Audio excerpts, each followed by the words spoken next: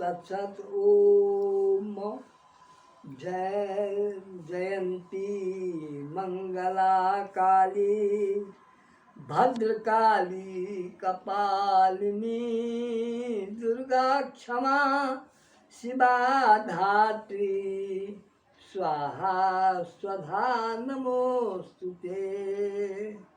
ई महामारी जे आजुक संसार में अखन फैलल अछि तकर से अमोघ मंत्र छै। एहि मंत्र के किछु जप होम ई सब जे लोक करैए तऽ ओहिसँ ई महामारी दूर होइ छै। तकर ई अमोघ मंत्र छै।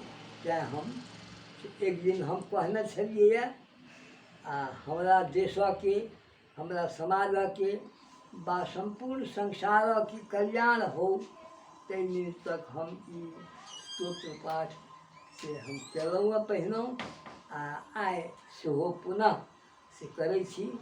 ई दोषके नाश करऽवला छी। दोसर, प्रत्येक मनुष्यके किछु ने किछु ककरो कोनो ने कोनो रूपमे काल सर्प दोष सेहो कखनो अबै छै।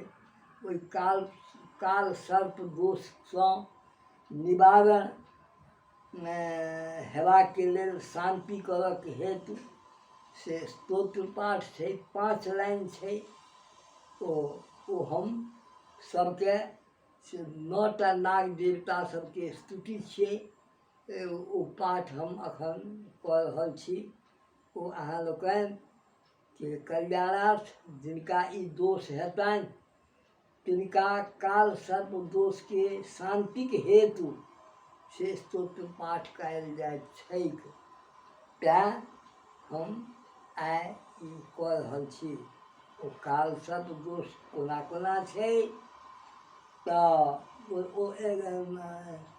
9टा ओ सर्पराज सब छथि, सर्प प्रधान सब।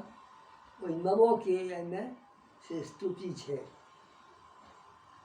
अनन्तं वासुकिं शेखं पद्मनाभं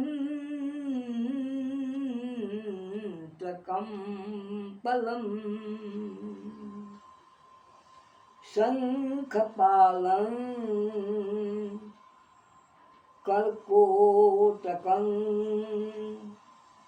कालियं तक्षकं तथा यह 9टा से नाग देवता लोकनि छथि। हुनकर स्तुति केलासँ, पाठ केलासँ, स्मरण केलासँ एतानि संस्मरे नित्यं आयु कामार्थ सिद्धये। ई 9टा नाग देवता के जे केओ से स्मरण करै छथि प्रत्येक दिन हुनका आयु बढ़ै छनि आ सर्प दोष क्षय होइ छनि। पुत्र पौत्रके पौत्रक वृद्धि होइ छनि आ हुनका बिखक भय नहि होइ छनि आ ओ सर्वत्र विजयी भऽ जाइ छथि। ई एहि से 9टा नाग देवताके स्मरणसँ लोकके से कल्याण होइ छनि। तैँ हम पुनः एकर स्मरण करै छी। अनन्तं वासुकिं शेखं पद्मनाभं कम्पलं शङ्खपालं कर्कोटकं कालियं तक्षकं तथा एतानि संस्मरे नित्यं आयु कामार्थ सिद्धये सर्पदोषक्षयो क्षयार्थं च पुत्रपौत्रान् समृद्धये नास्ति दिग्भयं तस्य सर्वत्र विजयी भवेत्। दुइए लाइनमे एकरा यादो कऽ सकै छी आ बारम्बार 2-4 बेर देखबै, अथवा नहि तऽ हमरा लगमे आबि कऽ अपन से लिखा सकै छी, लिख कऽ लऽ जा सकै छी। आ नहि तऽ ओना हम यूट्यूबमे देबे करबै तऽ अहूसँ लोक से उतारि सकै छथि।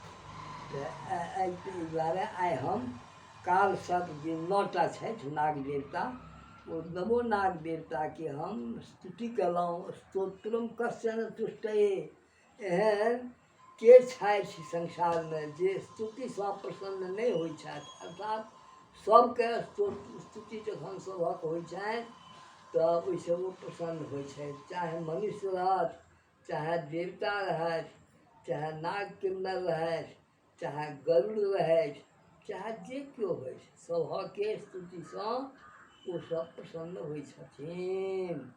तैँ हम सभक हितार्थ, सभक कल्याणार्थ ई नाग देवताके काल सर्प दोष बहुत गोटेके होइ छै। ज्योतिषी सबके देखौलासँ ओ कहै छै जे अहाँके काल सर्प दोष अछि। तऽ एहन काल सर्प दोषवाला व्यक्तित्व लोकनि जे छथि से एहिसँ लाभ उठाबथि, अथवा हमरोसँ सम्पर्क कऽ के ई लऽ जाथि। तैँ हम सभक हेतु ई स्तुति पाठ कयलहुँ। ई पाठ कऽ के आब हम से ओहि बातके अंत तक जा रहल छी। आब हम ओकरा से ओम नवनाग देवताभ्यो नमः ई कहैत नवो नाग देवताके हम स्तुति कयलहुँ। अहूँ लोकनि से एकरा स्मरण करी आ प्रत्येक दिन यदि पाठ करबै तऽ ओ प्रसन्न रहता नाग देवता। तैँ ई हम से सभके से हितार्थ से कहलहुँ। आब अहाँ लोकनि से सुनी, बुझी, जानी तऽ आर हमरो खुशी हैत। हरि ओम तत्सत। भऽ गेलै। ओम नमो नारायण।